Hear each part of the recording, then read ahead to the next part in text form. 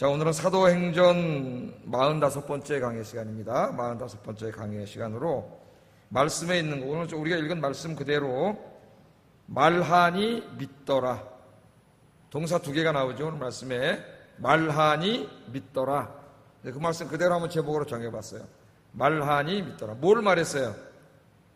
예수님을 말했죠. 예수님에 대해서, 예수님이 왜 십자가에서 죽으셨는지, 그리고 그분이 3일 만에 부활하신 것에 대해서 말했더니, 그 다음에 어떻게 했다고요? 그걸 듣는 사람들이 믿었다. 이렇게 아주 간단하게 나옵니다. 말하니 믿었다. 오늘 제목이 말하니 믿었다. 여러분이 예수님에 대해서 말하면 저 세상에 안 믿는 사람들이 어떻게 한다고요? 믿는 역사가 일어날 줄로 믿습니다. 물론 오늘 본문에 보니까 반은 믿고 반은 안 믿고 막 이런 일이 벌어지죠. 뭐 반인지 아닌지 모르지만 바울의 말을 믿는 사람도 있고 막 죽이려고 돌매들고 대피는 사람도 있고 우리가 잘한다고 다 믿진 않지만 하나님이 택하신 자들은 여러분의 전도를 통해서 구원하시는 줄로 믿습니다. 자, 사도행전 말씀을 계속 강의하고 있는데 하나님께서 사도행전이라고 하는 성경 말씀을 통해서 저와 여러분에게 하시고자 하시는 말씀이 있어요. 그죠? 그러니까 사도행전을 읽을 때는 사도행전을 잘 강의해가지고 사도행전의 말씀, 오늘 특별히 오늘 말씀을 읽었는데 이 말씀을 통해서 하나님 우리에게 무슨 말씀을 하려고 하시는가. 설교자는 이것을 설교해야 되고 딴소리 하면 안 되고 듣는 분들은 하나님 말씀을 들어야죠. 그러니까 어린 나이 신앙일 때는 내가 듣고 싶은 마음만 들으려고 해요. 복받고 잘되고 건강하고 성공하고 출세하고 이런 것만 들으려고 해요. 어린 나이일 때는. 이제 여러분 성인이 됐으니까 하나님이 하시고자 하시는 말씀을 들어야 돼요. 내가 듣고 싶은 말씀이 아니라 내가 들어야 할 말씀, 하나님이 하시는 말씀. 저는 가급적 하나님이 하시는 말씀을 그대로 증거하려고 합니다. 때로는 설교하다가 좀 성도들이 좀 좋아하는 이야기를 할까? 이런 생각 이렇게 하고 싶을 때가 있어요. 나 하나님이 하시고자 하는 말씀을 해야죠. 제 마음대로 하는 게 아니니까. 오늘도 이 계시의 말씀을 통해서 주시는 하나님이 하시고자 하는 말씀, 그 말씀을 듣는 시간 되기를 주의 이름으로 축복합니다.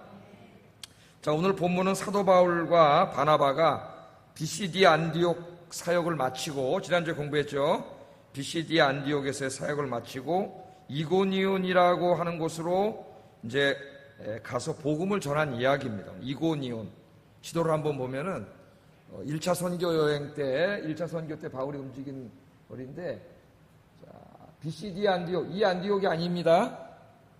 이 안디옥은 안디옥 교회가 있는 곳이고 출발한 곳이죠. 출발. 바울과 바나바로 파송한 교회고, 지금 지난주에 공부한 13장에 나오는 안디옥은 여기는 비시디아, 구분하려고 비시디아 안디옥이라 그랬어요. 여기서 사역을 마치고 여기서 환난과 핍박이 일어났죠.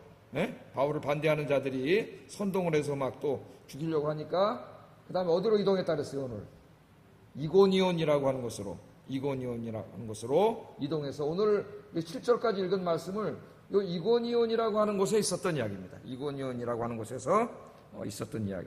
자, 그래서 그 비시디아 안디옥에서 많은 결실이 있었어요. 복음을 전하는데 많은 결실이 있었습니다. 그리고 이제 그 비시디아 안디옥 사역을 마치고 이고니온이라는 곳으로 갔다 그랬는데 오늘 이고니온까지 지도상으로는 가까워 보이지만은 145km 정도 된다랍니다. 95마일. 145km. 그러니까 먼 거리죠.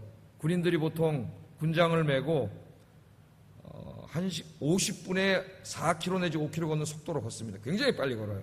행군을 할 때 군장을 메고 한 28시간 정도 걸어서 100km를 걷습니다.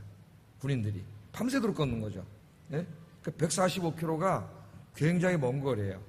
제가 요즘 이 더운데도 불구하고 저희 집사람하고 이제 한강에 나가서 걸어요. 운동을 하려고 걷는데 월요일 날은 하여튼 성산대교까지 갔습니다. 성산대교. 저는 성산대교를 가가지고 거기에 군함이 있다는 사실을 처음 알았어요. 군함 있는 거 아시는 분, 성산대교 보신 분? 우리 권사님 엊그제 운동하다 만났어요. 우리 조현장 권사님. 성산대교, 양화대교 사이에서 운동하고 그러는데 권사님 권장 운동하시더라고. 요새 건강하신 이유가 있습니다. 운동을 하셔요. 저는 거기 군함이, 그 군함 언제 갔다 온 거죠? 몇 년도에 갔다 온 거예요? 저는 거기 군함이 있다는 거 처음 알았어요. 거기가 무슨 그 우리나라 해군 무슨 그런 그게 있더라고요. 전시부가 있어가지고 큰 군함이 한 대 있어요.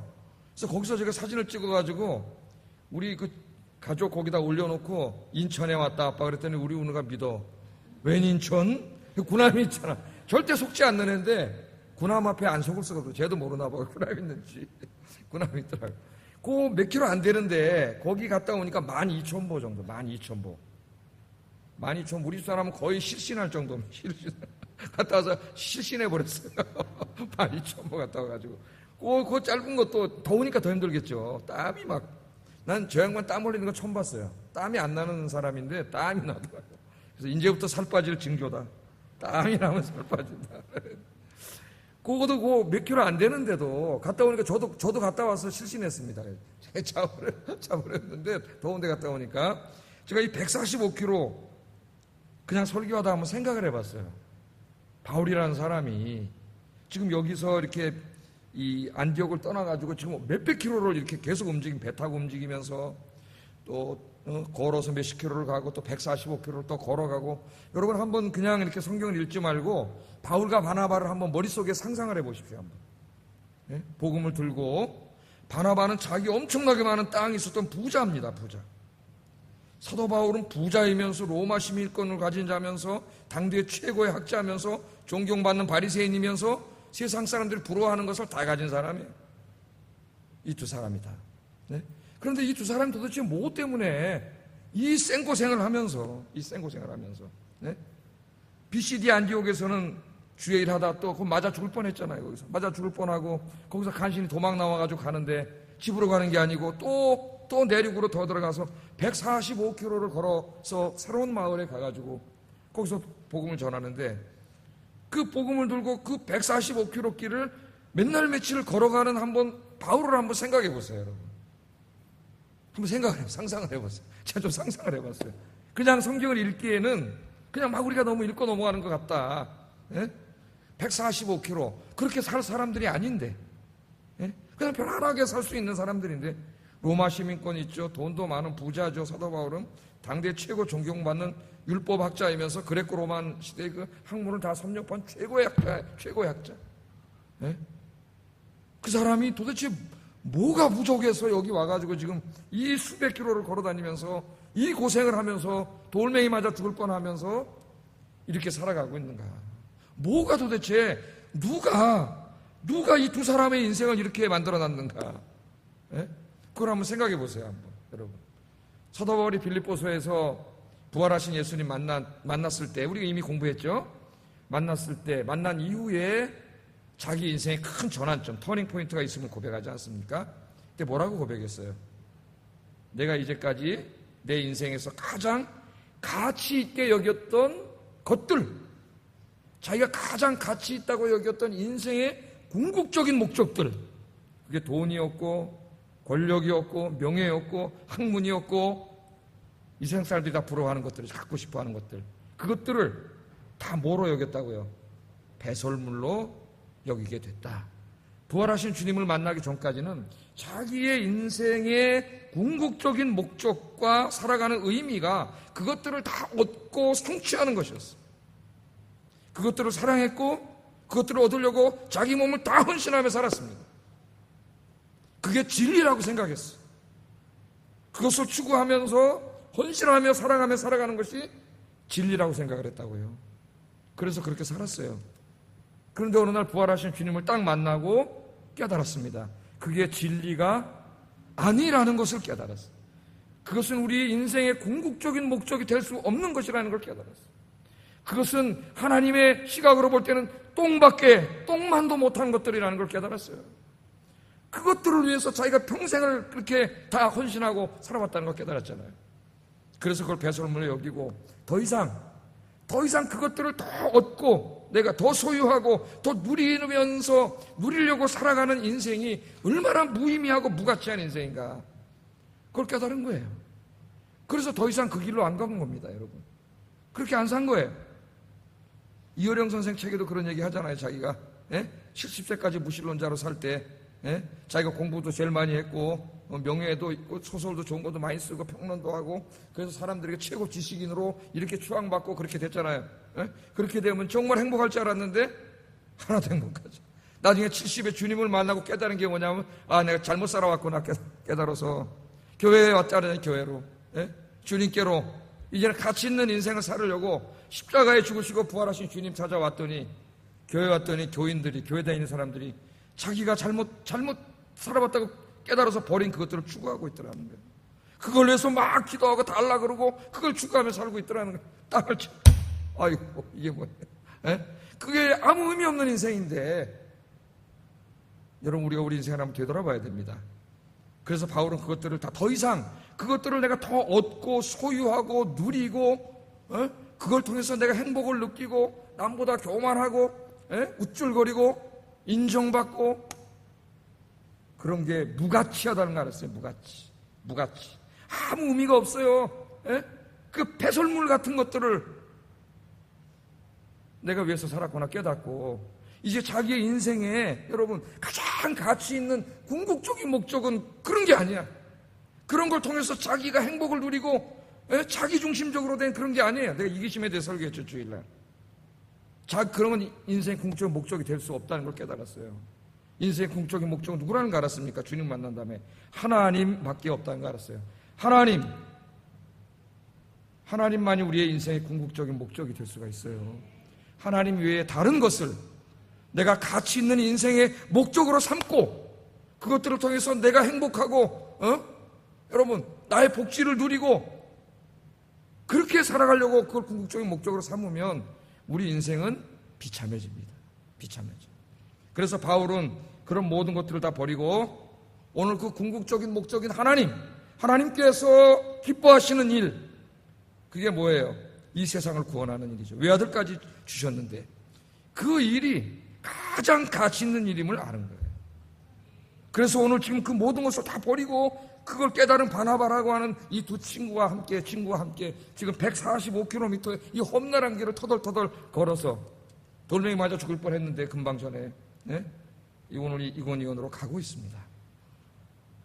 여러분 어디로 가고 있습니까?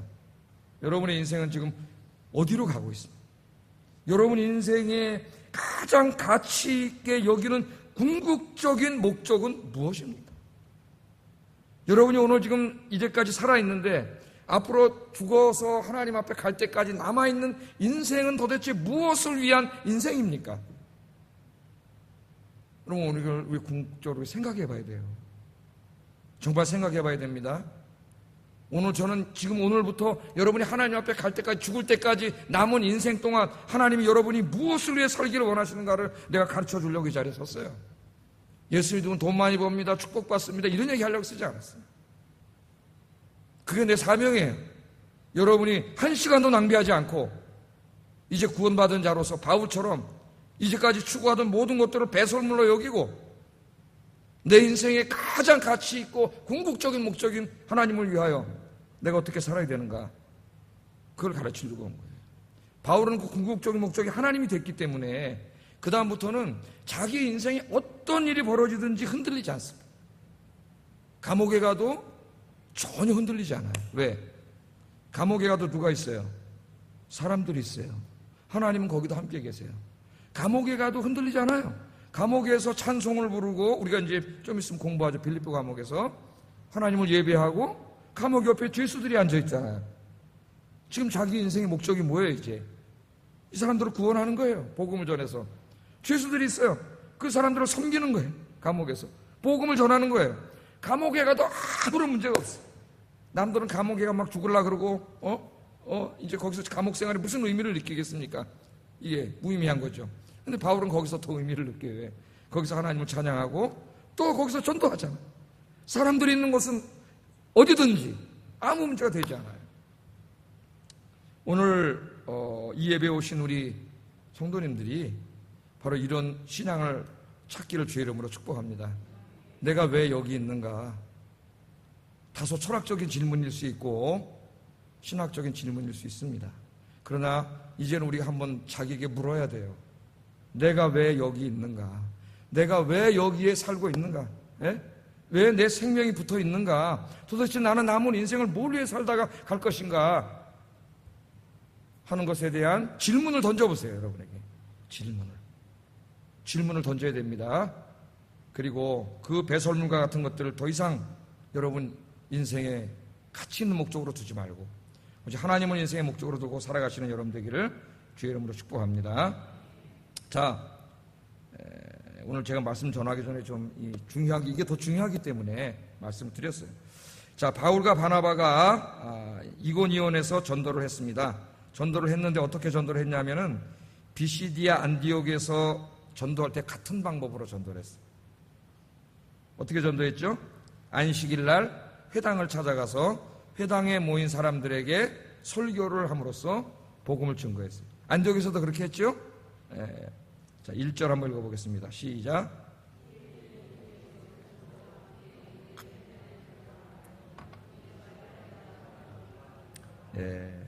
이에 이고니온에서 두 사도가 함께 유대인의 회당에 들어가 145km를 걸어간 거예요. 거기 가서. 왜?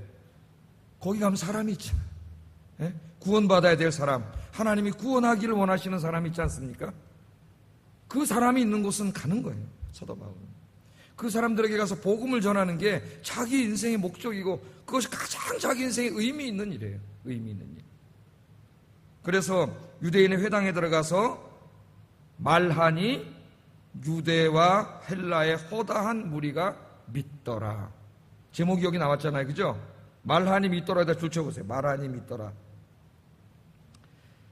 자, 회당에 들어가서 사도 바울이 예수님의 십자가의 죽음과 부활에 대해서 설교했습니다. 예수님이 누구인지, 하나님이 이 세상과 인간을 구원하기 위해서 이 땅에 보내주신 하나님의 아들 메시아여 구원자라고 하는 그 복음을 증거했죠. 바울이 그랬더니 그것을 말했더니 유대와 헬라의 허다한 무리가 믿는 일이 벌어졌습니다. 놀랍지 않습니까, 여러분? 안 믿을 것 같잖아요. 안디옥에서도 안 믿을 것 같은데 참 놀랍습니다. 복음은 입을 통해서 말해주면 그 듣는 사람들이 다 변화되는 건 아니지만 듣는 사람 중에 변화되는 역사가 일어나요. 믿는 역사가 일어난다는 것을 우리에게 보여줍니다. 자, 누가는 바울이 이고니온에서 어떤 내용으로 설교를 했는지는 자세하게 기록하지 않아요. 비시디아 안디옥에서는 자세히 기록했죠. 설교한 내용을 13장에. 그냥 오늘 간단하게 3절에 보면은 은혜의 말씀을 증거했다. 간단하게 말합니다. 은혜의 말씀. 그 은혜의 말씀이 뭔가를 알려면은 지난주에 공부했던 우리 13장 17절에서 41절. 긴 설교를 소개해놨어요. 바울이 설교를 우리가 읽어보면 알 수 있습니다. 오늘은 이 부분을 다시 하진 않겠어요. 자, 누가는 이고니온 사역을 전할 때에 비시디아 안디옥 사역 때와는 달리 바울이 전한 복음의 내용을 자세하게 설명하지 않았습니다. 다른 데다 초점을 맞추고, 초점이 다른 거예요. 초점을 어디다 맞추고 있냐면은 복음이 말해졌을 때 일어난 놀라운 복음의 능력에다가 초점을 맞추고 있어요. 복음의 능력에. 자, 두 동사에 주목하라 그랬습니다. 말했다, 믿었다. 이걸 강조하고 싶은 거예요, 지금. 말했다, 믿었다. 누가는 바울과 바나바의 이고니온 회당 사역을 간결하게 기록하면서 복음을 말했더니 믿었다. 그걸 강조하고 있어요. 그러니까 바울이 지금 여기서 말하고 싶은 게 뭐예요? 복음을 말하면 믿는 사람이 생긴다. 이걸 강조하기 위해서 다른 건 다 잘라버렸어요. 아무것도 이야기하지 않았어요. 그렇죠? 우리가 설교를 할 때 내가 오늘 어떤 것을 강조하기 위해서 너무 군더더기를 자꾸 얘기하면은 중심 메시지가 흐트러져요. 그냥 설교를 잘 못하는 거예요, 사실 그거는. 내 핵심을 이야기하기 위해서 다른 것들은 가지치기를 할 줄 알아야 돼요. 그래서 설교를 준비하는 거에 가지치기를 많이 합니다. 잘라버리고 주제가 더 돋보여야 되니까. 오늘 다른 건 다 생략한 채 복음을 입술로 말했더니 믿었다. 이것을 강조하고 싶은 거예요. 그냥 우리 보고 하나님이 뭐 하라는 겁니까, 여러분? 말하라는 거예요. 말하고 계십니까? 예수님에 대해서 이야기하세요. 심각한 문제입니다, 진짜. 예수님에 대해서 말해야 돼요. 예수님이 누구인지, 왜 십자가에서 죽으셨는지, 그리고 그분이 3일 만에 부활하셔서 어떻게 되셨는지, 그것이 어떻게 우리의 구원을 이루는지 말하라는 거예요. 말해라. 말해라. 벙어리가 되지 말고 말해라. 말하지 않는데 어떻게 들을 수 있으며 듣지 않았는데 어떻게 믿을 수 있느냐고 하나님은 우리에게 이야기하시잖아요. 그래서 듣든지 안 듣든지 어떻게 하라 그랬어요? 말하라. 말하면 듣는 사람 중에 믿는 사람이 반드시 생긴다. 하나님 우리에게 이걸 가르쳐줘요. 하나님께서는 이 세상을 구원하는 다른 방법을 주시지 않았습니다. 하나님께서는 전도를 통하여 우리의 입술을 통해서 복음을 말하게 함을 통하여, 전도가 그거죠. 이 세상을 구원하는 계획을 유일하게 세워놓으셨어요. 유일하게. 제가 지난주에도 읽어드렸습니다. 다시 한번 읽겠습니다. 고린도전서 1장 21절 시작.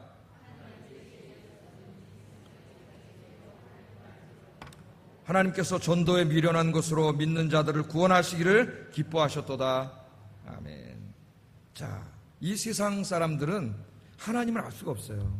이 세상의 지혜로는 하나님을 알 수 없다 그랬죠. 오늘 하나님 말합니다. 그 사람이 물리학을 아무리 열심히 공부하고 또 저 천체 물리학을 아무리 열심히 공부해서 이 우주의 모든 이치를 다 터득했다 할지라도 하나님을 알 수 없습니다. 역사를 공부하고 철학을 공부하고 심리학을 공부하고 모든 인간의 학문을 다 공부하고 심지어는 신학을 공부해서 신학 박사가 됐다 할지라도 하나님을 알 수 없어요. 하나님은. 제가 말했잖아요. 서구의 신학자 중에 신학 박사, 유명한 신학학자 중에 예수님 안 믿는 사람 많다 그랬죠. 제가 평생을 성경을 연구했는데 예수님을 안 믿어요. 신학자가 그냥 하나의 종교서적으로 공부한 거예요. 종교학으로. 세상의 지혜만으로는 하나님을 알 수 없어요. 하나님. 우리가 정말 나 같은 사람이 별로 머리도 안 좋은데 하나님을 알게 되고 예수님을 알게 되고 믿게 된 것은 이건 놀라운 일이라고 생각해요. 전적인 하나님의 은혜입니다. 하나님의 은혜. 하나님이 알게 하시고 믿게 하셨어요. 우리의 지성의 눈을 열어주셨어요. 꽉 닫혀서 깜깜한 우리의 이 지성의 문을 학문으로 열 수 없는, 인간이 열 수 없는 이 암흑을 하나님이 열고 계시해 주셨기 때문에 우리가 알게 된 거예요. 지금 여러분 세상에 있는 사람들은 몰라요. 하나님이 이렇게 분명히 살아계신데 몰라. 안타까운 것은 교회 다니던 아이들 중에 무신론자가 생기고 있다. 하나님이 존재하심에 대한 확신이 흔들리고 있는 아이들이 있어요. 제가 말하잖아요. 인문사회과학 대학에 들어간 아이들 중에 80~90%가 신앙을 잃습니다. 그 대학에 하나님 믿지 않는 무신론 교수들의 강의를 통해서 암암리에 이게 다 치고 들어와가지고 신앙을 잃어요. 신앙을 잃어버려요. 그런 안타까움이 있어요. 예? 알 수가 없어요. 그러면 하나님이 열어주셔야 돼요. 그 암흑의 문을. 그래서 여러분 자녀들을 위해서, 우리 젊은 세대를 위해서 우리가 기도해야 됩니다. 그 암흑을, 그 깜깜한 그 무지함을 열어줄 수 있는 분은 하나님밖에 없어요. 하나님의 은혜예요. 하나님 열어주셔야 우리가 알 수가 있어요. 하나님 계시해 주셔야 우리가 알 수가 있어요. 네? 이 땅의 지혜로, 인간의 노력으로는 그 무슨 짓을 해도 하나님께 갈 수가 없어요. 하나님 알 수가 없습니다. 절대로 하나님을 알 수가 없어요. 네? 그런데 하나님이 그래서 그 깜깜하게 갇혀있는 사람들의 그 어두운 문을 열고 그들이 살아계신 하나님을 알 수 있게 하는 방법이 뭐냐면은 우리의 입술을 통해 복음을 증거하게 하는 거예요. 복음을 전하는 거예요. 하나님에 대해서 이야기하는 거예요. 우리가 예수님에 대해서 이야기하는 거예요. 우리가 복음을 전할 때 안 믿을 것 같지만 그 복음을 듣는 순간 성령이 역사하셔서 그 어둠을 확 열고 하나님을 믿게 해. 그러므로 이 세상을 구원하는 유일한 방법은 하나님 뭐라 그랬어요? 전도 외에는 없습니다. 여러분. 없어요. 그래서 예수님도 이 땅에 오셨을 때 공생애 할 때 하루도 쉬지 않고 전국으로 돌아다니면서 복음을 전했고 바울도 땅끝까지 다니면서 복음을 전한 거예요. 전도 외에는 다른 방법이 없어요. 전도 외에. 우리 교회에서 오래전에 간증했던 그 전선의 권사님, 사랑의 교회 권사님이죠. 그분이 와서 간증하신 거 여러분 기억나실 겁니다. 2대 다녔죠. 자기 2대 다녔다 그래서 2대 다닐 때 그 2대 다니는 사람들의 90%가 기독교인이라 그래. 90%가. 그런데 4년 동안 자기는 교회를 안 다녔는데 자기에게 전도한 사람은 한 사람도 없었다고 합니다. 90%가 기독교인인데 4년 동안 자기에게 예수님에 대해서 이야기한 사람 혹은 교회 한번 같이 가자고 이야기한 사람이 단 한 명도 없었다는 거예요. 한 명도 없었다는 거예요. 그 지금 우리 개인 전도하지 않는 우리의 모습을 부끄러운 자화상을 그대로 보여주는 거죠. 그대로. 그래서 이분이 나중에 예수 믿은 다음에 그 깜짝 놀라 자기는 전도 열심히 하는 전도 왕이 됐잖아요. 전도 왕이. 왜? 하나님이 가장 기뻐하시는 일이에요. 우리 남은 인생에 하나님이 우리가 하기를 원하시는 일이에요. 하기를 원하시는 일. 그래서 열심히 전도했다고 우리에게 간증을 했습니다. 사도행전을 강의하면서 계속 강조하고 있어요. 복음은 하나님의 능력이다. 믿습니까? 복음은 모든 믿는 자에게 구원을 주시는 하나님의 능력이다. 바울이 한 말입니다. 바울은 이론으로 한 말이 아니에요.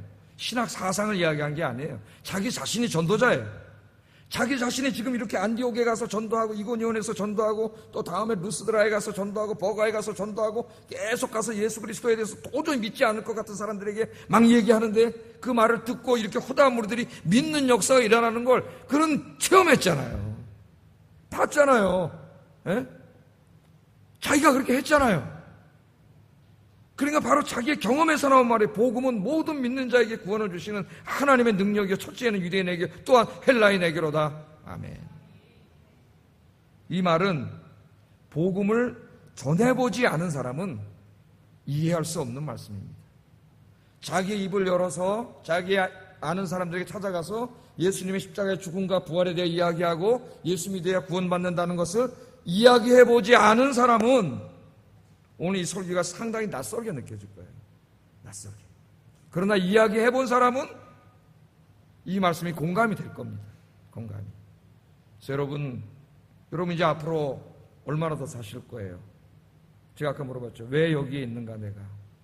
왜 하나님 나를 구원하신 다음에 데려가실 수도 있는데 데려가시지 않고 이 땅에 살게 하는가? 네? 20년 살지 30년 살지 모르는데 왜 살게 하는가?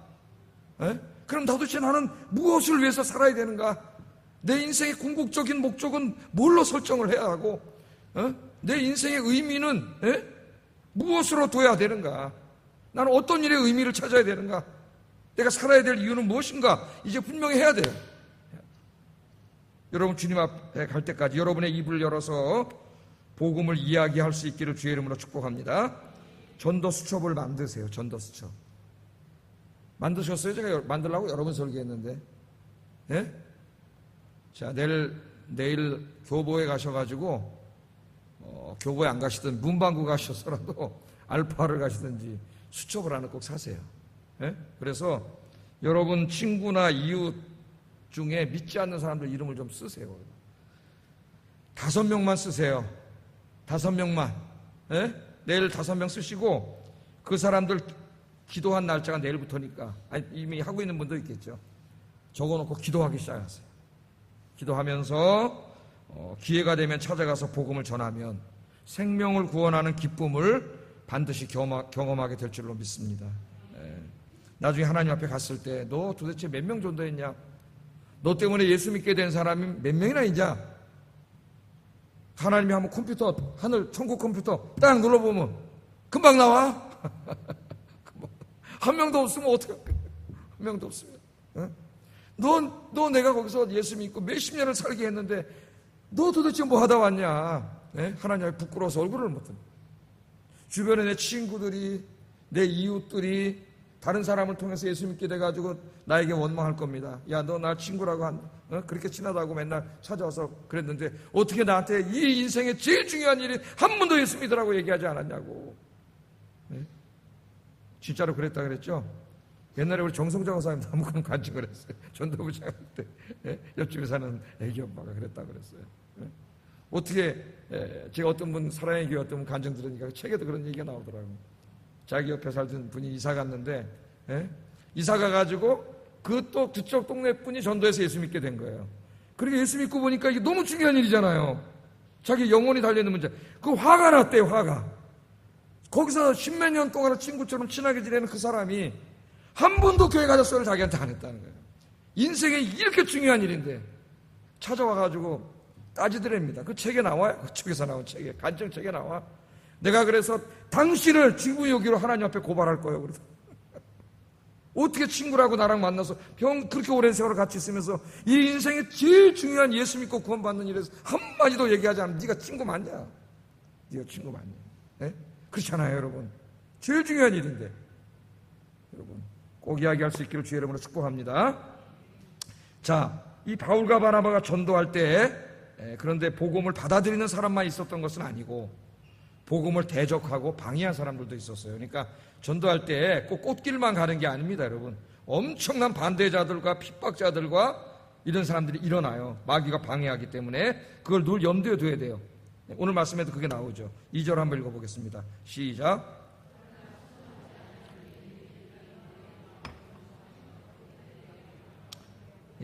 항상 유대인들이 이방인들을 선동해가지고 바울에게 악감을 품게 해서 복음 사역을 방해했다. 그렇게 이야기합니다. 지난번 비시디 안디옥에서도 비슷한 일이 벌어졌었죠. 유대인들이 시기해가지고. 그러니까 그 배후에는 누가 있어요? 보이는 게 다가 아니에요, 여러분. 유대인 배후에 누가 있는 거예요? 어둠의 세력이 있는 거예요. 사람들이 구원받는 것을 원하지 않는, 그들을 다 지옥불로 함께 끌고 갈 어둠의 세력이 있는 거예요. 이 사람들이 유대인들을 통해서 방해하는 거죠. 복음을 방해했습니다. 전도할 때 항상 사탄의 방해가 있다는 것을 우리가 기억해야 됩니다. 사탄이 자기 대리인들을 통하여 복음 전하는 것을 방해한다는 것을 항상 잊지 마세요. 그러니까 전도할 때 어려운 일이 닥치는 걸 이상하게 생각하지 마세요. 당연한 거예요. 그러나 바울과 바나바는 박해와 위협 속에서도 오늘 말씀해 보니까 하나님을 바라보고 담대히 복음을 증거했다 그렇게 말합니다. 이 3절에 보면 두 사도가 오래 있어 주를 힘입어 담대히 말하니 이렇게 말하고 있습니다.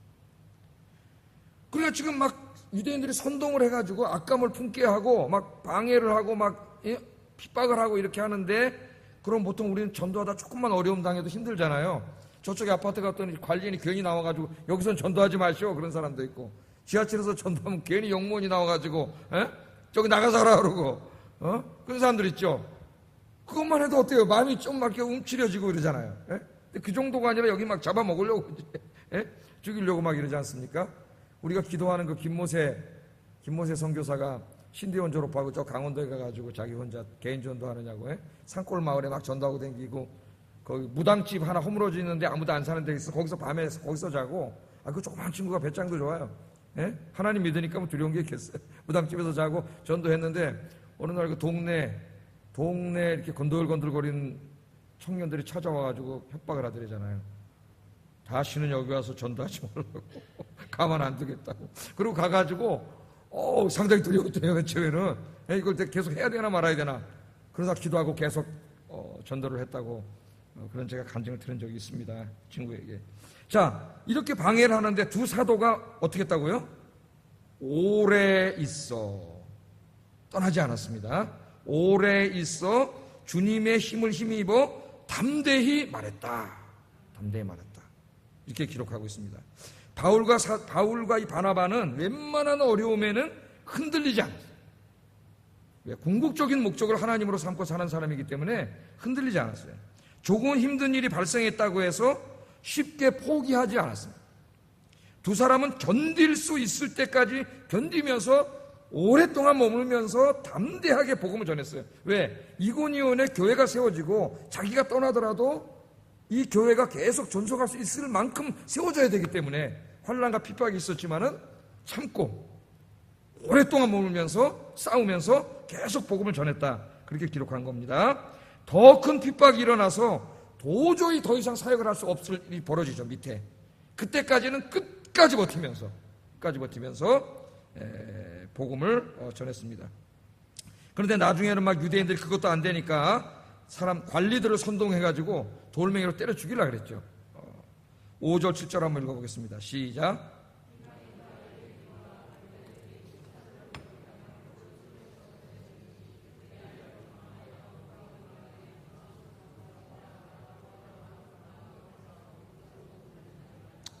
아멘. 관리들을 이용해가지고 그들을 모욕하고 돌로 때려 죽이려고. 이제 더 있다가는 돌에 맞아 죽어요. 이제 그때까지 복음을 전하다가 두 사람이 떠나서 아이고 큰일 나겠다 그래서 어디 가서 쉰 게 아니고 어떻게 했어요? 또 두 성인 르스드라와 더베로 가서 또 복음을 전했어요. 또 복음 전했어요. 이것은 인간적인 힘으로는 할 수 없는 거예요. 인간적인 힘으로. 하나님을 자기 중심에 모시고 하나님을 자기 인생의 궁극적인 목적으로 삼지 않은 사람은 도저히 이렇게 할 수 없습니다. 도저히. 이 복음을 또 전한 거죠. 자, 여기서 우리가 하나 오해하면 안 되겠어요. 바울이 이고니온을 떠난 것은 목숨을 부지하려고 떠난 게 아닙니다, 여러분. 죽을까봐 떠난 게 도망간 게 아니에요. 그걸 알아야 돼요. 아직은 복음을 전해야 할 곳이 너무나 많이 남아있기 때문에 사명을 위해서 떠난 거예요.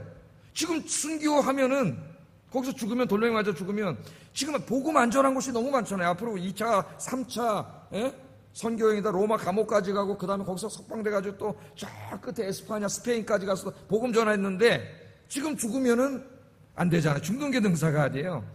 아직 해야 될 일이 더 많았기 때문에 떠난 거지 목숨 하나 부지하려고 도망간 게 아니에요.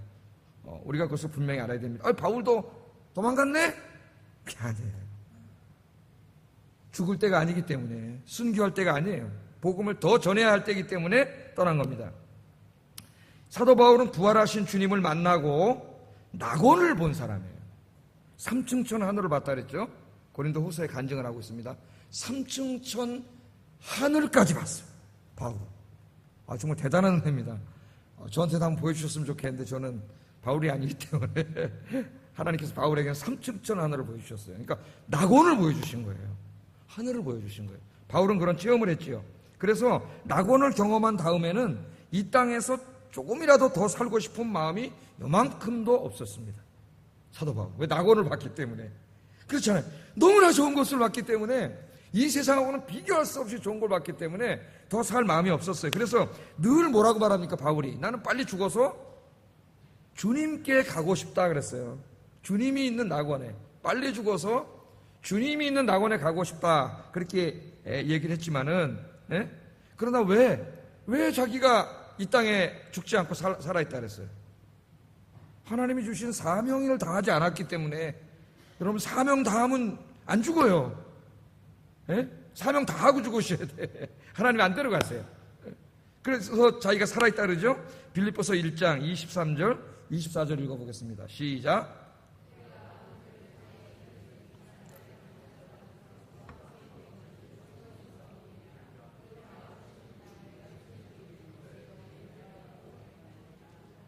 아멘. 내가 그 삶과 죽음 사이에 끼었으니 차라리 세상을 떠나서 그리스도와 함께 있는 것이 훨씬 더 좋은 일이라.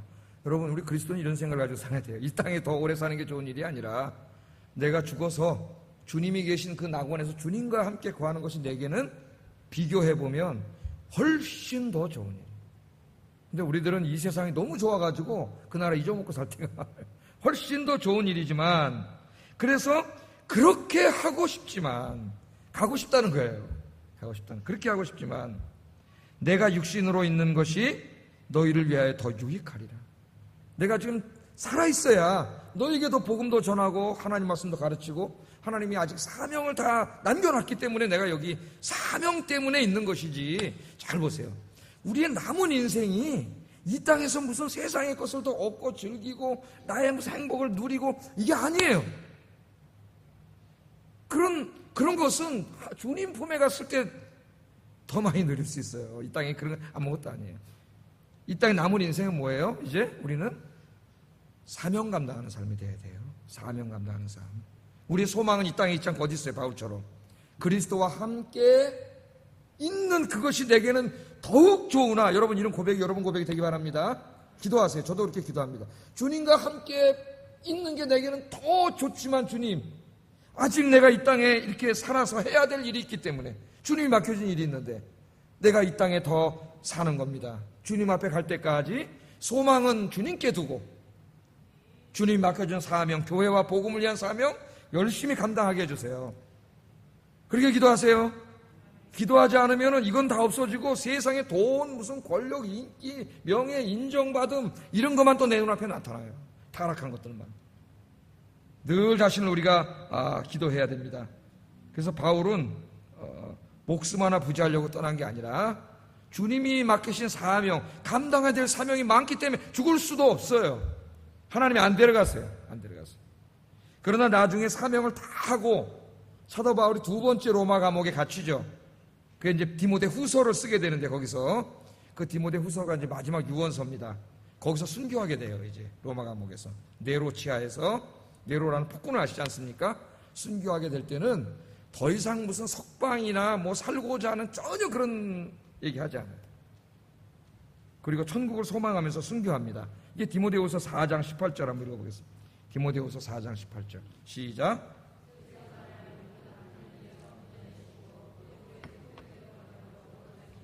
그에게 영광이 세세에 무궁토록 있을지어다. 아멘. 이 디모데후서 4장 읽으면은 참 눈물이 많이 납니다. 바울이 그 이제 노종이 그 로마 감옥중에서도 1차 때는 사도행전에 나오는 로마 감옥은 가택연금 상태이기 때문에 그래도 좀 이렇게 사람도 만나게 해주고 자유를 줬어요. 그런데 이 두 번째는 저기 어디 시골 구석에 아주 최고의 죄수들이 갇히는, 어디 있는지도 모르는 아주 험악한 감옥이에요. 디모데후서를 썼을 때는 여기에 갇혔습니다. 여기에 갇혔어요. 그 편지를 보내면서 디모데후서에 보면은 디모데에게 겨울이 다가오고 있으니 내 외투를 좀 갖다 달라 그래요. 외투를. 그리고 올 때 가죽 성경을 좀 가져오라. 그러니까 그 험악한 거기 감옥에서도 불편하다 그러지 않고 뭐예요? 성경 읽으려고, 하나님 말씀 읽고 싶어서 가죽 성경 내가 쓰던 거 갖고 오고, 내가 누구 집에 벗어놓은 추우니까 외투를 좀 갖다 달라. 아, 이게 눈물이 나더라고. 그 위대한 사도가 마지막에 감옥에서 그렇게 하면서 이제 압니다. 자기가 여기서 나가지 못하고 순교당한다는 것을 알아요. 그래서 이제 이 말씀을 한 거예요. 주께서 나를 모든 악한 일에서 건져내시고 또 그의 천국에 들어가도록 구원하시리니. 그러니까 이제 순교해야 되잖아요. 인간이 죽음 앞에 약하지 않습니까? 그러나 주님께서 자기를 은혜로 지켜주셔서 순교할 수 있도록 지켜주실 줄 믿는다, 그 말입니다. 순교할 수 있도록. 살겠다는 게 아니라. 예? 그래서 천국까지 나를 인도하시 그 주님을 이야기하면서 뭐라 그래요? 영광이 세세에 무궁토록 있을지. 자기를 주님을 위해서 죽을 수 있는 순교자가 되게 하시고 그 순교를 당하고 천국에까지 자기를 인도하실 주님을 이야기하면서 그 하나님의 은혜의 찬양과 경배. 여러분, 우리의 찬양과 경배 얼마나 다릅니까? 우리는 뭐 좀 돈 좀 벌고 세상이 뭐 좀 잘 되고 그렇잖아요. 에? 뭐 나에게 좀 평안이 오고 그럼 아이고 감사합니다. 물론 그때도 감사해야 되겠지만은 이 수준 높은, 차원 높은 감사. 주님을 위해 나 같은 게 순교할 수 있는. 에? 그때도 하나님이 두려움 속에서 주님 부인하지 않고 순교할 수 있는 믿음 주실 줄로 믿고 천국까지 나를 인도해 주실 줄로 믿습니다. 그러면서 그 주님의 은혜에 너무나 감사해서 찬양과 경배를 드리는 오늘 이 바울의 모습이 저와 여러분의 남은 인생이 되기를 주의 이름으로 축복합니다. 자, 마지막으로 우리가 하나 생각해야 될 것은 이 바울과 바나바가 핍박 속에서도 담대히 복음을 증거할 때, 이 복음을 증거할 때 하나님께서 권능을 주신다는 거예요. 이걸 아셔야 됩니다. 여러분이 복음을 증거할 때 여러분이 전도 대상자를 수첩에다 적어놓고 이분을 위해서 이제 기도하잖아요. 기도부터 하지 않습니까? 반드시 하셔야 됩니다. 오늘 가셔가지고 종이에 메모지에라도 적어놓으세요. 일단 이름을 적으세요. 5명 적으세요. 그리고 이제 기도를 하세요. 기도를 하고 기회가 되면 찾아가서 전도를 해야 되는데 이 기도하고 전도하는 과정 속에 여러분 놀라운 역사가 일어나요. 오늘도 이제 이 말씀을 보면 하나님이 이 표적과 기사를 일으키시는데 이곳에서 3절 한번 읽어보겠습니다. 시작. 주께서 그들의 손으로 표적과 기사를 행하게 하여 주사 자기 은혜의 말씀을 증언하시니. 아멘. 자, 유대인들이 이방인들을 선동해서 바울과 바나바를 핍박하자 하나님께서는 두 사람에게 능력을 주셔서 표적과 기사를 행하게 하십니다. 이 표적과 기사는 사도행전에서 보면 주로 병고침, 그 다음에 축기, 귀신을 쫓아냄 이런 것으로 많이 나타나고 있죠. 바울과 바나바가 하나님의 말씀을 전할 때 그 말씀을 듣고 믿은 자들에게 놀라운 역사가 일어났는데 하나님이 권능으로 역사하셔서 그들의 병들을 치유하시고 귀신들을 쫓아내셨어요. 그들이 깜짝 놀랄 정도의 엄청난 역사가 일어났습니다. 이 이야기를 훗날 훗날 사도 바울이 갈라디아서, 이 갈라디아 교회잖아요. 여기가 갈라디아서에서 이야기를 해요. 갈라디아서 3장 5절 한번 읽어보겠습니다. 시작. 너희 가운데서 능력을 행하시는 이의 일이 율법의 행위에서냐 혹은 듣고 믿음에서냐. 나중에 율법주의자들이 와가지고 구원은 모세율법을 지킴으로 받는 것이지 할례를 받음으로 받는 것이지 예수만 믿는다고 구원받지 않는다, 이런 이단 복음을 전할 때 이들이 흔들렸잖아요. 흔들릴 때 사도 바울이 지금 이걸 기억시키는 거예요. 너희들이 옛날에 내가 가서 복음 전할 때 너희 안에 귀신이 쫓겨나가고 병자가 막 일어나고 죽은 자가 살아나고 하는 이 놀라운 역사가 일어났는데 그거 모세가 한 거냐 아니면 예수를 믿을 때 일어난 것이냐, 그 얘기하는 거예요 지금. 그러니까 그때 그 체험한 것이 이들이 믿음이 흔들릴 때 다시 믿음을 바로잡는 뭐가 되는 거예요? 체험이 된 거죠. 체험이. 놀라운 체험이 된 거예요. 그것을 이 갈라디아서에서 다시 이야기하는 겁니다. 그러니까 이 복음이 증거될 때는, 올바른 복음이 증거되면 치유의 역사가 일어나게 돼 있어요. 복음은 하나님의 능력이기 때문에 복음이 선포되면 성령께서 복음을 통하여 역사하셔요. 그래서 여러분이 예배 드릴 때 집중해서 말씀을 듣고 여러분의 신령과 진정으로 예배를 드려서 여러분 치유의 역사, 치유하시는 하나님을 체험하기를 바랍니다. 이 하나님의 말씀이 선포되고 복음이 선포될 때에 놀라운 역사가 일어났어요. 제가 그 사도행전, 그 톰 라이트라고 하는 그 뭐 최고의 신학자죠. 지금 현존하는 최고의 신학자라고 할 수가 있겠는데, 이 톰 라이트가 쓰는 그 사도행전 주석을 제가 읽어봤더니 뭐 조그만 주석입니다. 현대인을 위한 주석이라고. 여기에 보니까 이 톰 라이트가 현대 영국 교회, 지금 현재의 영국 교회의 영적인 병을 진단을 해요. 그게 뭐 성공회든 카톨릭이든 개신교든 뭐 감리교든 다 이걸 진단하면서 영국 교회가 지금 예수님으로 인한 이러한 놀라운 표적과 기사가 사라졌음을 한탄하고 있습니다. 한탄하고 있어요. 그러니까 지금 무슨 표적과 기사를 일으켰다 그러면은 대부분 사기꾼들이에요. 이단들, 거짓말하는 사람들, 그런 사람들을 현혹하려고 하는 사람들이 전유물이 되어버렸어요, 이게. 그러나 사실은 초대교회처럼 하나님의 복음이 선포되고 성령이 역사하는 곳에 이런 놀라운 일들이 막 생동감 있게 일어나야 되는데 영국교회 그게 사라졌다는 거예요. 예? 톰 라이트가 말합니다. 영국교회는 매주일 모여 예배는 드리지만 사람들에게 아무런 영적인 기쁨과 치유를 주지 못하는 평범한 교회, 조용한 종교생활이 돼버렸다. 그냥 와서 매일 그냥 문화생활, 종교생활처럼 그냥 아무 감흥도 없고 기쁨도 없고 역사도 없고 치유함도 없고 생명이 살아나는 일도 없는 그냥 그런 예배, 그런 신앙생활이 됐다는 거예요. 예? 그러면서 영국교회가 하나님의 능력을 체험하고 성도들이 기쁨이 넘치며 생동감이 넘치고 교회가 다시 성령의 역사로 활발하게 회복되기를 간절히 원하고 있습니다. 최고의 지성적인 신학자가 하는 말이에요. 신학자. 난 이분이 글을 읽으면 감동을 받아요. 최고의 세계 최고의 신학자의 지식인인데 이 사람은 하나님의 말씀을 문자적으로 믿는 분이기 때문에, 하나님 말씀, 성경을 하나님 말씀으로 믿는 분이기 때문에 그 하나님의 말씀대로 초대교회에 일어났던 역사가 지금 현대교회도 일어나야 된다고 믿는 사람이에요. 그러니까 감동을 받아요. 자유주의 신학이 팽배한 이 시대에 이런 훌륭한 학자가 있다는 게 참 감동스럽죠. 눈물이 납니다. 이 사람 글을 읽으면은. 여러분, 우리의 신앙생활은 어떻습니까? 예배 때마다 하나님을 만나고 하나님의 치유와 응답을 체험하여 기쁨이 가득한 신앙생활을 여러분 하고 있습니까? 그저 그냥 매주일 별 변화도 없고 기쁨도 없는 밋밋하고 평범한 종교생활을 하고 있습니까? 우리 한국교회도 지금 그렇게 되고 있어요. 그런 살아있는 하나님, 우리가 믿는 하나님은 야훼 하나님이, 야훼. 나는 야훼, 여호와 하나님. 여호와는 뭐라 그랬어요? 존재하는 하나님, 존재하는 하나님. 예? 여호와는 존재하는 하나님이에요. 우리 가운데 존재하세요. 주의 이름으로 두세 사람이 모인 곳에 그것에 존재하신다 그랬어요.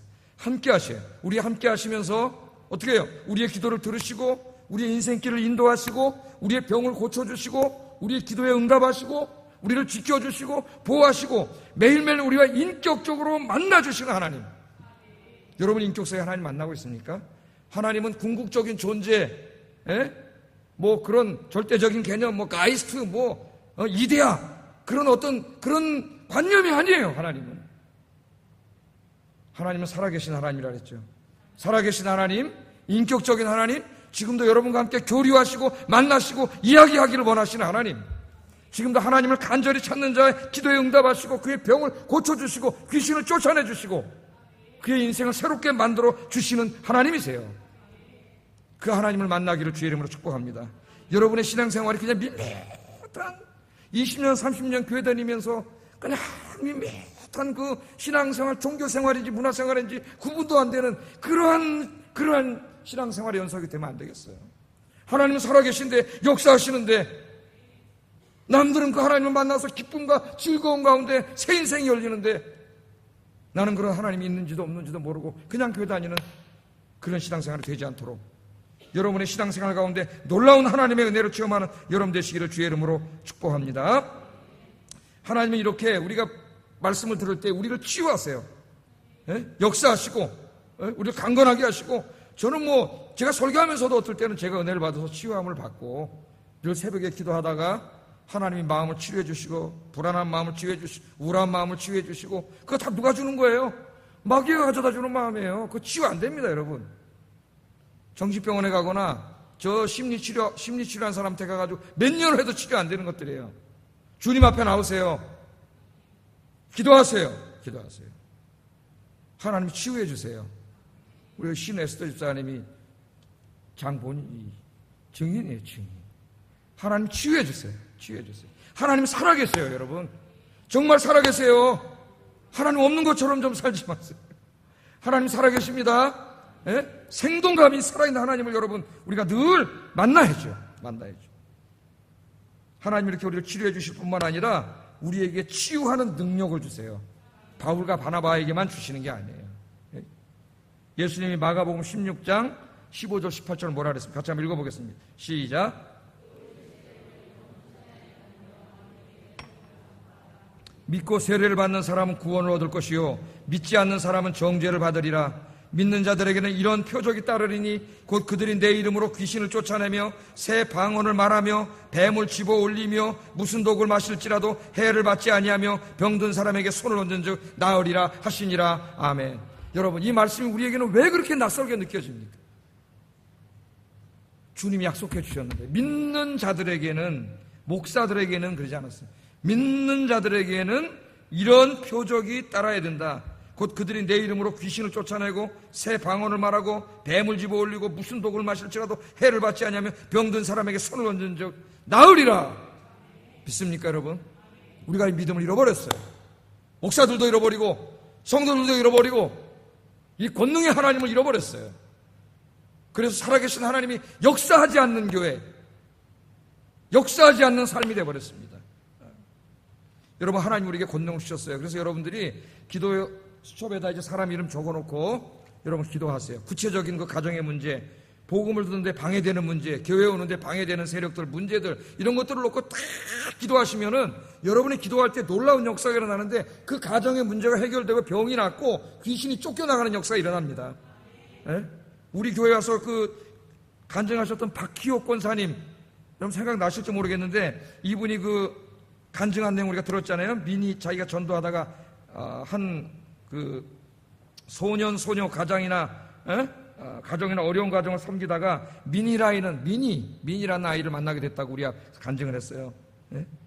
민이 아빠는 교통사고와 가난을 이기지 못해서 자살한 아버지가 민이네를 매달 방문할 때마다 밤만 되면 공포에 질려 있던 민이 어머니를 만나게 되었다고 합니다. 그럼 전도하러 가가지고 공포에, 남편이 자살했으니까 그 공포에 질려 있는 거예요. 민이 어머니는 밤만 되면 자살한 남편 얼굴이 떠올라 공포와 불면증에 시달리며 소화도 안 되고 머리도 아프고 가슴도 두근거리고 구토 증세까지 보이고 있었다는, 거기에다가 우울증에 시달려서 신경정신과에서 약을 타먹고 있었습니다. 이런 사람이었어요. 민이와 그 엄마가 남편 자살 이후에. 이보다 더 불행할 수가 있겠습니까? 이 사람을 누가 치유하겠어? 정신과에서 약 타먹는다고 이 사람이 치유가 됩니까? 박기옥 권사님 역시 이 집을 방문하고 오면 이상하게 가슴이 두근거리고 울렁거려서 힘이 없어지곤 했다래요. 그래서 중보기도도 부탁하고 다른 사람들에게. 그러나 이 박기옥 권사님 중보기도를 부탁하면서 날마다 어두운 권세를 물리치는 기도를 하면서 마귀를 대적하고 그 집을 위해서 끊임없이 기도를 했다는 거예요. 놀라운 일이 벌어졌습니다. 하나님께서 기도를 들으시고 악령의 화살을 하나하나 꺾어주셨다랍니다. 하나님이 하세요. 하나님이 하세요. 하나님 살아계시기 때문에 기도를 과소평가하지 마세요. 여러분의 중보 기도를 과소평가하지 마세요. 병 낫기를 위해서 서로 기도하라. 의인의 간구는 역사하는 힘이 많으니라. 하나님이 약속해 주셨습니다. 여러분이 기도하세요. 차츰차츰 미니 어머니의 마음을 하나님이 평안하게 인도하시고 그의 얼굴을 환하게 웃게 하셨답니다. 미니 엄마는 예수님을 결국 믿게 되었고 박기옥 권사님의 권면에 따라 아이들과 가정 예배를 드리기 시작했고 결국은 이 가정이 회복되고 예수 믿게 되었다 그럽니다. 우리 교회 와서 간증한 내용 제가 적어놓은 거예요. 들은 사람들 기억이 날 거예요. 그러니까 여러분은 아무것도 아닌 사람이 아니에요. 여러분은 정말 대단한 사람입니다. 여러분 안에 성령님이 계신 분이에요. 하나님이 이미 여러분을 믿는 자들에게 엄청난 권능을 주셨어요. 손을 얹으면 병이 낫고 귀신이 쫓겨나가는 권능을 주셨어요. 이제 여러분들이 수첩에다가 그 전도 대상자 이름을 적어놓고 그 가정 사람들의 그 삶의 문제들을 다 적어놓고 여러분이 기도하세요. 기대하면서 어떤 역사가 일어날지 한번 기도하셔서 여러분 기도하는 분들이 다 이런 귀신이 쫓겨나고 병이 나가고 가정의 문제가 해결되고 이런 역사를 통해 주님 앞으로 나오는 역사가 일어나기를 주의 이름으로 축복합니다. 기도하겠습니다.